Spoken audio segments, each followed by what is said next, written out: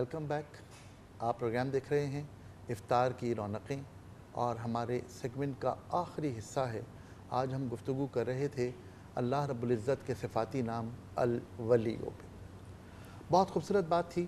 الولیو اللہ رب العزت کی ذات کا نام. اگر یہ نام انسانوں کے حوالے سے بھی استعمال ہوتا ہے، اگر وہاں ہو تو کیا ہوگا؟ یہ ہماری گفتگو کا آخری مرحلہ. فرمائیے صاحب. جی بہت شکریہ. ہم نے جہاں عرض کیا کہ اتباع احکامات خداوندی کرنے والا ولی کہلاتا ہے، یعنی کہ اللہ اس کا ولی ہوتا ہے جو اس کا اتباع کرتا ہے. سورہ یونس میں ارشاد باری تعالیٰ ہے، ان لوگوں کی صفات بیان کی جنہیں اولیاء کہا گیا. فرمایا الا ان اولیاء اللہ لا خوف علیہم ولا هم یحزنون، کہ بے شک وہ لوگ جو اللہ کے ولی ہیں، جو اللہ کے دوست ہیں، جو اللہ کے مددگار ہیں، جو اللہ کی اطاعت کرتے ہوئے اس کے نظام کو قائم کرنے کے لیے جد و جہد کرتے ہیں، اس کے نظام کو قائم کرنے میں مددگار بنتے ہیں، کہا کہ انہیں کسی قسم کا خوف اور حزن نہیں ہوتا. یہ ان کا نتیجہ اور ثمر بیان ہوا. ایک اور موقع پہ فرمایا سورہ بقرہ میں فَإِمَّا يَأْتِيَنَّكُمْ مِنِّي هُدًى فَمَن تَبِعَ هُدَايَ فَلَا خَوْفٌ عَلَيْهِمْ وَلَا هُمْ يَحْزَنُونَ، کہ حضرت آدم علیہ السلام سے کہا گیا کہ ہماری جانب سے تمہاری طرف رہنمائی آتی رہے گی، تو جو کوئی اس ہدایت اور رہنمائی کی اطاعت کرے گا، اتباع کرے گا، اسے خوف اور حزن نہیں ہوگا. یعنی کہ ولا خوف علیہم ولا هم یحزنون ثمر ہے، نتیجہ ہے اتباع احکام الہی کا. اور یہ اللہ کی سنت حضرت آدم علیہ السلام سے چل رہی ہے. جی. مزید میں آپ کو بتاتا چلوں کہ یہی ثمر کب ایک مقام پہ بتایا سورہ نور آیت نمبر 55 میں. ایک مقام پہ، جب میں پوری آیت نہیں پڑھ رہا، فرمایا وَلَيُمَكِّنَنَّ لَهُمْ دِينَهُمُ الَّذِي ارْتَضَىٰ، جب تم زمین پر اللہ کے نظام کو نافذ کرو گے، جب نظام مصطفیٰ کو نافذ کرو گے، وَلَا يُبَدِّلَنَّهُم مِّن بَعْدِ خَوْفِهِمْ أَمْنًا، پھر تم خوف سے نکل کر امن میں آ جاؤ گے. یہ تیسری جگہ وہی چیز شامل کی گئی.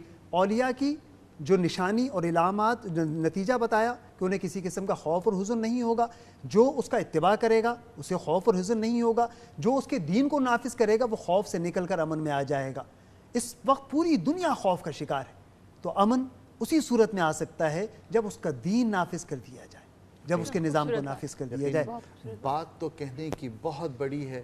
میرے ذہن میں بھی ایک بات آ رہی ہے، وقت بہت قریب ہے، لیکن اس حوالے سے میں ایک بات سودی نظام اور اسلامی نظام بینکاری پر ضرور کروں گا جو میں نے کل سنی تھی. لیکن وقت قریب ہے، افطار کا وقت قریب آ رہا ہے، اور اللہ کا حکم یہ ہے کہ یہ قبولیت دعا کا وقت ہے. تو میں آپ سے درخواست کروں گا کہ دعا فرمائیے. دعا سے قبل ایک جملہ اور عرض کرتا چلوں کہ حدیث قدسی ہے کہ جب کوئی بندہ اس کا بن جاتا ہے، ولی ہو جاتا ہے، تو پھر اللہ نے فرمایا میں اس کے پاؤں بن جاتا ہوں جن سے وہ چلتا ہے، میں اس کی زبان بن جاتا ہوں جس سے وہ بولتا ہے.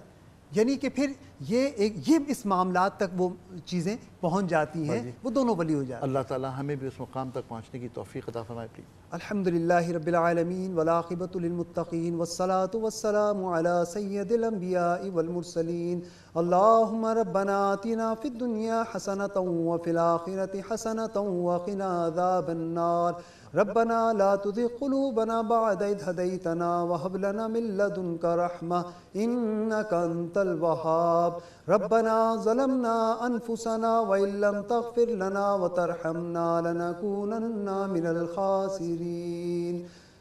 إن الله وملائكته يصلون على النبي يا أيها الذين آمنوا صلوا عليه وسلموا تسليما. صلى الله على النبي الأمي وآله وأصحابه وسلم. سبحان ربك رب العزة عما يصفون وسلام على المرسلين والحمد لله رب العالمين. یہ تھا ہمارا 17 رمضان کا پروگرام. ہمارا 17واں روزے کا جو آج کا پروگرام تھا یہ اپنے اختتام پہ پہنچ رہا ہے. انشاءاللہ آپ لوگوں سے کل پھر ملاقات ہوگی اپنے پروگرام میں، اس کا نام ہے افطار کی رونقیں. تھینک یو سو مچ ہمارے پروگرام میں آنے کے لیے اور اتنی اچھی باتیں کرنے کے لیے. آپ یقین کیجئے یہ چھوٹا سا سیگمنٹ ہوتا ہے، جس طرح کی باتیں کی جا رہی ہوتی ہیں، جس طرح کا علم ہم لوگوں کے ساتھ شیئر کر رہے ہوتے ہیں، اس کے لیے یہ وقت تو بہت کم ہے. لیکن بات یہ ہے کہ اگر آپ اپنے 24 گھنٹوں میں سے 24 منٹ فقط نکالیں اور اچھی بات سنیں اور اس میں سے 4 باتیں ہی اپنی زندگی میں امپلیمنٹ کرتے ہیں، تو آپ یقین کیجیے بہت پازیٹیو چینج آئے گا اور وہ چینج آپ کو یقیناً فلاح کی طرف لے کے جائے گا، بھلائی کی طرف لے کے جائے گا. اپنا بہت خیال رکھیے گا. آپ سے کل ملاقات ہوگی. اللہ حافظ. افطار کی رونقیں.